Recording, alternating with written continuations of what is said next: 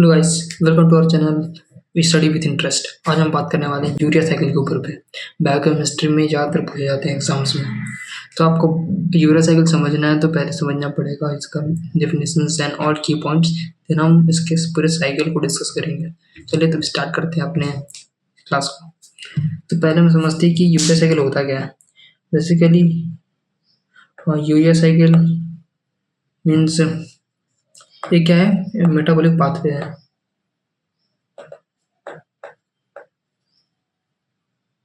Metabolic pathway जिसमें कि क्या होता है, एमोनिया, इसका फॉर्मूला होता है NH3, तो कन्वर्ट होता है यूरिया में एज द टर्मिनल प्रोडक्ट। इसके बाद हम देखते हैं कि ये कहाँ पर होता है। बेसिकली ये हमारे यहाँ पर होता है, दैट इज कॉल्ड लीवर। अब हम समझते हैं steps of urea cycle. Steps क्या होंगे यूरिया साइकिल के। तो पहले हम समझते हैं स्टेप्स। तो let's me change the colour. So steps of urea cycle. तो पहले स्टेप की बात करते हैं हम लोग। Formation of carbamoyl phosphate. Carbamoyl phosphate, formation of carbamoyl phosphate. जैसे कि मैं आपको इस साइकिल में दिखाऊं तो कहाँ पर है ये यहाँ पर है। ये देखिए, ये रहा आपको। तो इसको हम लोग को फॉर्म करना है, राइट। तो हम लोग अब क्या करेंगे, इस कार्बोमोइल फॉस्फेट का फॉर्मेशन स्टार्ट करेंगे। तो इसके लिए हमें क्या चाहिए होगा, ammonia plus carbon dioxide.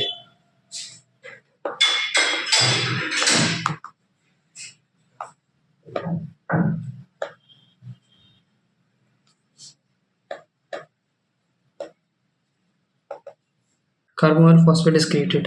Ammonia plus carbon dioxide से कार्बोमोइल फॉस्फेट। इसका स्टेप 2 समझते हैं, फॉर्मेशन ऑफ सिट्रोलिन।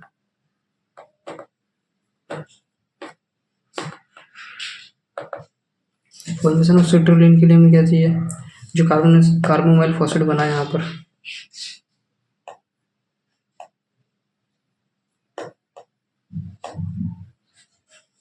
फॉस्फेट के साथ ऑर्निथिन आएगा। ऑर्निथिन भी क्या है, एक कंपाउंड है जो फॉर्म होगा जिससे बनेगा सिट्रोलिन। अब इसका स्टेप 3 क्या होगा, अब बनेगा अर्जिनिनो सक्सिनेट। तो इसमें क्या, जो पहले से बना था सिट्रोलिन है, सिट्रोलिन। उसके बाद क्या आ जाएगा, एक आ जाएगा स्पार्टेट। स्पार्टेट एक एसिड है जिसके बना देगा अर्जिनिनो सक्सिनेट। अब स्टेप 4 में हम पढ़ेंगे। स्टेप 4 में आगे हमारा फॉर्मेशन होगा आर्जिनिन का।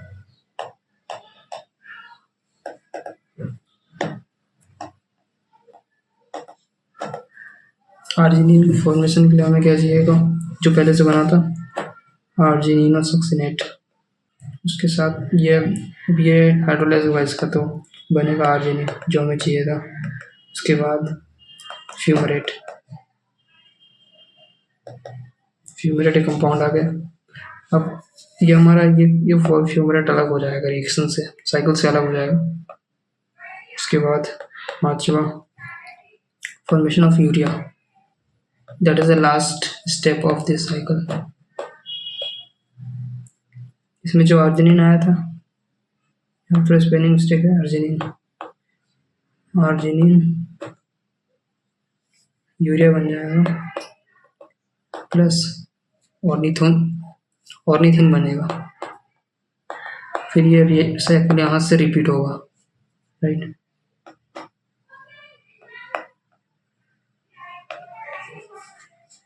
तो इसका की पॉइंट समझते हैं हम क्या क्या है। बेसिकली ये दो जगह पर सेल के दो पार्ट में चल सकता है ये। पहले तो माइटोकॉन्ड्रिया, दूसरा साइटोप्लाज्म। और इसके अलावा अगर अगर सपोज ये अमोनिया बॉडी से रिमूव नहीं होता है तो क्या होगा?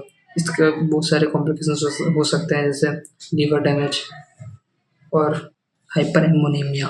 इससे क्या होता है कि ये ब्रेन के लिए बहुत ज़्यादा टॉक्सिक होता है। तो इसका एक और चीज़ सुनेंगे हम, जो ब्रेन के लिए काफ़ी टॉक्सिक हो सकता है, that is hyperammonemia cause होगा, जिससे क्या होगा, ये toxic to brain, right? That is toxicity to your brain. तो हम बात करते हैं। और ये सीन का होता है, सीन इन लीवर। अगर लीवर काम करना बंद कर दे, if liver stops working, then enzyme, और या तो एंजाइम की डिफिशियंसी हो जाए। एंजाइम घटने पर भी ये कंपाउंड फॉर्म हो सकता है और ये सारे कॉम्प्लिकेशन पॉसिबल है। चलो देखते हैं साइकिल को, समझते हैं आप कैसे है। साइकिल में बेसिकली क्या, पहला यूरा साइकिल में हमने पहले स्टेप में पढ़ा था कि यहाँ पर ये होगा कार्बन डाइऑक्साइड प्लस एमोनिया, फिर ये कार्बन डाइऑक्साइड प्लस एमोनिया, ये कार्बोमाइल फॉस्फाइड सिंथेसिस 1, ये क्या है, इसका एंजाइम कैटलिस्ट है जो बनाएगा कार्बोमाइल फॉस्फेट।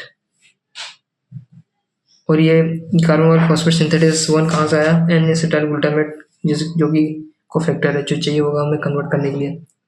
और इसमें इसमें क्या बनेगा? इसमें दो ओटीपी और लगेगा। दो ओटीपी से एक दो एटीपी बनेगा और एक inorganic phosphate. ATP basically adenosine triphosphate, और ये एडीपी एडेनोसिन ट्राइफॉस्फेट और पीआई, इन दोनों के समीशन से एटीपी फॉर्मेशन हुआ। इसके बाद सेटोलिन बनेगा, जो सेकंड स्टेप में था। सेटोलिन ये कार्बोमाइल फॉस्फेट के साथ बनेगा in the presence of ornithine transcarbamylase. Transcarbamylase ये इसका एंजाइम है जो उसको फॉर्मेशन मदद करेगा। इसके अगले स्टेप में क्या था कि ये बनाएगा अर्जिनिनोसक्सिनेट। तो क्या होगा? अर्जिनिनोसक्सिनेट बनाने के लिए एसीटोलिन को चाहिए स्पार्टेट, और इसको चाहिए एटीपी के साथ साथ इसको चाहिए एक एंजाइम जो कि कैटलिस्ट की तरह काम करेगा, जो कि अर्जिनिनोसक्सिनेट सिंथेटेस। तो इसमें क्या, एक एटीपी था, एक बाइफरकेट हुआ तो क्या बना, एमपी मतलब एडेनोसिन मोनोफॉस्फेट, उसके बाद 2 इनऑर्गेनिक फॉस्फेट। क्योंकि ट्राई हुआ, ट्राई से एक मोनो हुआ तो दो आईपी बनेगा, राइट? अर्जिनिनोसक्सिनेट बन गया। अब इसके बाद अब बनेगा अर्जिनिन। अर्जिनिन के लिए अर्जिनिनोसक्सिनेट किसके प्रेजेंस में करेगा? अर्जिनिनोसक्सिनेस, ये एक एंजाइम है जिसके प्रेजेंस में अर्जिनिन बनेगा। और यहाँ से क्या होगा?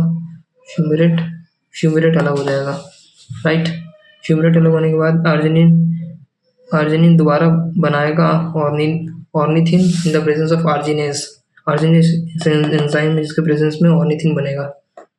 और इसमें क्या है, वाटर जो रहेगा निकाल देगा यूरिया को, और ये किडनी तक चला जाएगा वाटर के साथ। ये किडनी तक चल जाएगा वाटर के साथ, right? So that is the urea cycle. I hope you got it.